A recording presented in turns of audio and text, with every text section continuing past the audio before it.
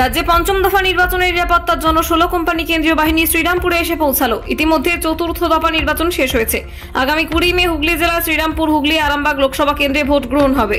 শ্রীরামপুর লোকসভার সুষ্ঠুভাবে নির্বাচন সম্পন্ন করার জন্য মঙ্গলবার বিকেলে শ্রীরামপুরে এসে পৌঁছায় আরো 16 কোম্পানি কেন্দ্রীয় বাহিনী।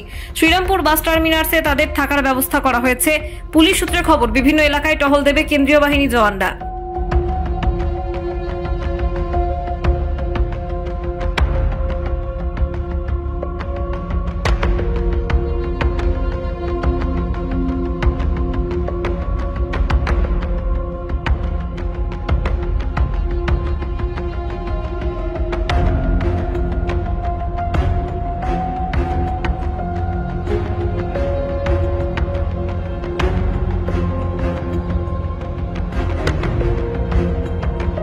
রয়েছে আরো খবর, আর এই খবরের আপডেট পেতে আপনারা সাবস্ক্রাইব করুন এই চ্যানেলটিকে।